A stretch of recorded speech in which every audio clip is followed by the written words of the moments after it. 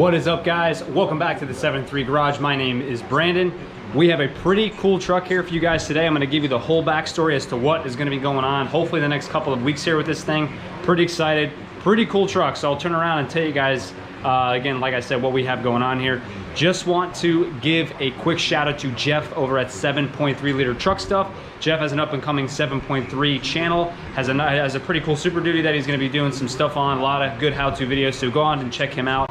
I will put his stuff down in the description below. And as always, guys, anytime you need any parts, performance tuning, check out Jelly Built Performance for all of that stuff. Brian is the man with the 7.3 and he can get you hooked up. Let's get to what we got going on today. So this truck is a friend of mine that I work with, and he's been watching some of my YouTube videos and was kind of getting excited about his 7.3. And to tell you guys where he got it real quick, this is his dad's 7.3, so it's a one owner.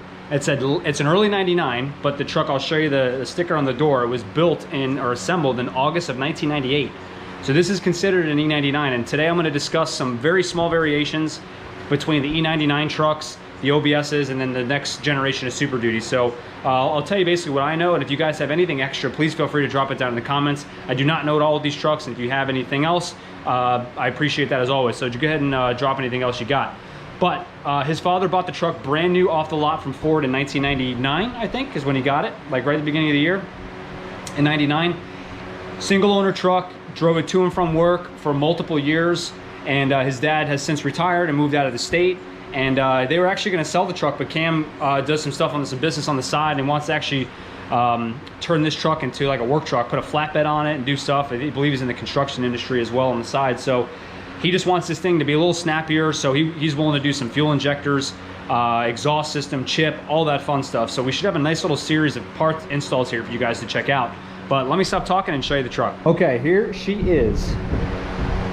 1999, this is an E99, and one of the ways you can tell here, it has the Power Stroke V8 badge on the front fender. It's not on the door like the newer generation, I should say newer generation, like the 2000 to 03, or middle of 03 7.3s are. But it's a crew cab long bed. It's got an old Pappy cap on the back there. Crew cab long bed, it's two-wheel drive. And I think you guys will be just as impressed. I'm trying to look for my flashlight here. I don't know where the damn thing went. But I think you guys will be pretty impressed with this truck for how well it's been maintained. He's changed the oil every, I think he said every 5,000 miles. And I'm just very, very impressed at how clean the top of this engine is. I did take the inspection cover off, just looking for some basic leaks. But this thing, he said, was degreased almost every time the oil was changed or anytime the hood was really open for maintenance.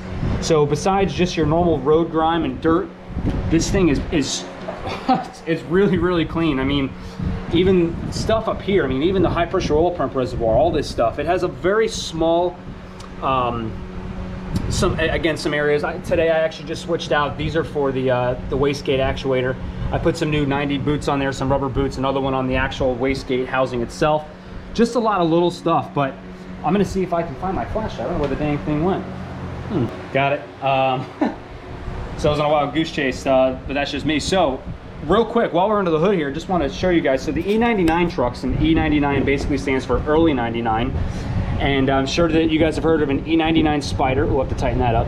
But this is the E99 Spider, and basically what's so great about the E99 Spider is a lot of the OBS guys that decide to intercool their trucks need this. And the reason being is the plenum size is the same. I believe it's 1.5 inches or 1.75 inches for the cylinder heads on an E99 Super Duty, as opposed to the later generation Super Duties, which had a 3-inch intake plenum for each cylinder head. So this is a pretty sought after piece here for the OBS guys that are trying to intercool a factory truck. Some of the other things here, this is a smaller turbocharger. This is I believe it's just a regular TP38 Garrett turbo, but it is wastegated, unlike the OBS turbochargers that are non-wastegated. But I believe the dimensions internally of the turbocharger are still the same for the OBS truck. So very cool. And down here, I'll see if I can get a good look for you guys.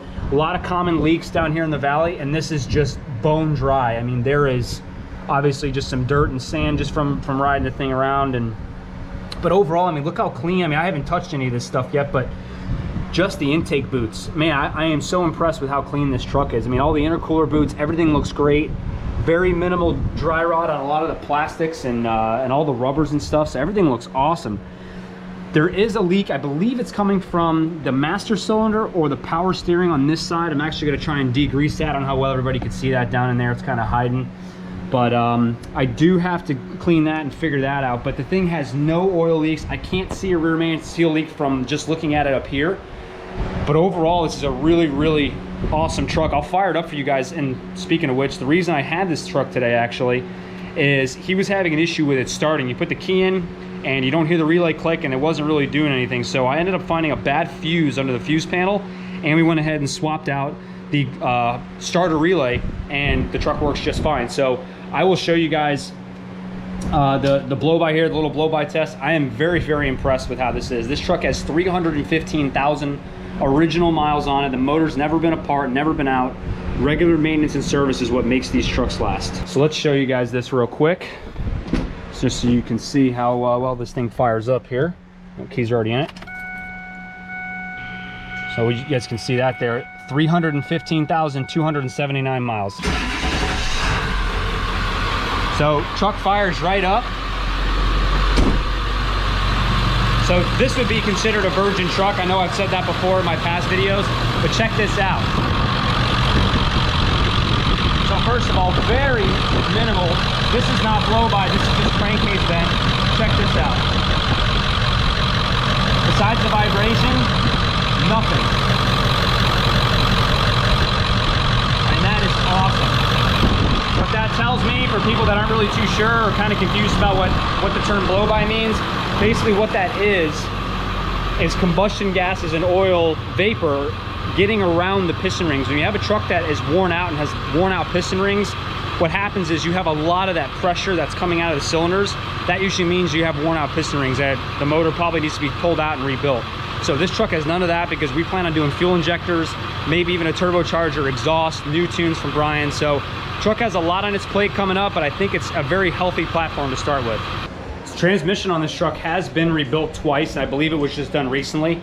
Not from failure, but just from age and wear. And I actually don't know the intervals on rebuilding the transmission. I think it's every 150,000. If you guys know better, go ahead and, like I said, correct me please. But overall, it's a very, very solid platform to start with. I mean, the engine's very healthy, and I mean, at least it appears that way. And like I said, it has a couple of small leaks that I think we're going to try and iron out. It could just be a change in a gasket or something like that. So I think this truck will run awesome. With a couple of sweet drop-in parts. So I've already actually have to reach out to Brian and a couple other people to see if we can get some things rolling here for this truck. But overall, I'm pretty excited. He's really aiming for, like I said, exhaust, fuel injectors, and a nice chip with some good tunes on it. He's not trying to make 1,000,000 horsepower. He just wants a nice running truck. There are packages out there that I'm kind of throwing at him to see what he wants to do with that as far as that goes. But overall, man, I'm very excited to see how this thing's gonna run, and I will be doing videos on it so you guys can see the progress and all that stuff. So very, very excited to see how this thing goes. It's a very awesome starting point. Absolutely. We are on the way back to drop the truck off to Cameron. Just wanted to talk to you guys real quick about a nice injector size. A lot of people ask me what a good injector is for a daily truck that you're going to be towing with, things like that, and kind of a good combo. But I always recommend anyone that's going to be doing a lot of towing or anything where your EGTs can be getting a little too high, too aggressive of a fuel injector is not always the best thing. However, you can, depending on your performance goals and what you want to do with the truck, you can get a pretty moderately sized fuel injector. I mean, anything with a 100% or 200% over nozzle will usually yield a pretty good result as far as performance goes down the road. And you can always have the performance tuned back, or have the pulse width tuned back on the fuel injector, which limits the horsepower based on what modifications that you have done currently with the truck. So for someone who's going to be using a daily truck to pull weight or run around on the street and have fun with, I always recommend between like a 180 with either a 30, 80, or 100% nozzle, up to even a 238 100%. Most 238 100%s, depending on where you get them from, most places rate them between 500 to 550 horsepower at the rear wheels, which is pretty substantial for a you know, just a street truck that's going to be running around doing all the basic stuff here. So I think that's a 230 100 for this truck in particular. I think maybe a little bit big, but I'm going to see if he wants to even do like a 180 100 or a 180 80% injector. I think would be nice. So going forward with that, it's also good to upgrade the turbocharger. And I actually spoke to Jason from KC Turbos again, and he really said, you know, that whole drop-in assembly is really for a stock injector truck that has tunes. Not really meant for a truck that's going to be having a hotter fuel injector or running around doing all kinds of crazy stuff. So if you are planning on upping the size of a fuel injector, I would say, like I said, between 160 to a 200, 238 cc fuel injector, even a 250, excuse me, I would definitely consider doing a drop-in turbo, or even converting to, if you want to get crazy, a T4 mount turbocharger and open up your options a little bit. But again, KC Turbos offers a lot of different options if you're going to be pairing a nice size fuel injector for your truck. So depending on what you want to use the truck for, like I said, daily, take it to the racetrack, towing, it's always good, especially if you have a larger nozzle, to always upgrade the turbocharger. Man, and this truck it drives so nice, it shifts smoothly. 315,000 miles on this thing. I'm really blown away with how much excuse me, not COVID, I just can't believe how well it does for how many miles it has on it, what great a shape it's in. It has, like I said, a very few small leaks that need to be addressed, but other than that, very, very solid platform. As always, everybody, thank you again for watching. I really look forward to what this truck's going to have in store for us coming up. Go ahead and subscribe, hit that notification bell so you can see when I post new videos, especially with the new content we got coming up here. Very excited about it. So we will get those videos out to you guys shortly here, and I'll update everybody as to what parts we're going to be going with, and basically the steps moving forward. So do not forget to tune in and check out what we have going on here. We probably have Frankie back here a couple days working on this thing with me as well. He's becoming the right-hand man of the 7.3 Garage, so he's the co-pilot. But we will get this thing dialed in, and I'm very excited to see what kind of power gains we make and what kind of fun we can have with this truck. As always, guys, I really appreciate all the support and everything that everyone's been doing for me. Trying to get another order of stickers going here. I have a couple of left. So if you guys are still want to get your hands on a set of 7.3 Garage stickers, I will make sure I get a new order out and let you guys know when we have a fresh batch in. And I think that's all I got for this one, guys. As always, my name's Brandon. This is the 7.3 Garage, and we will see you next time.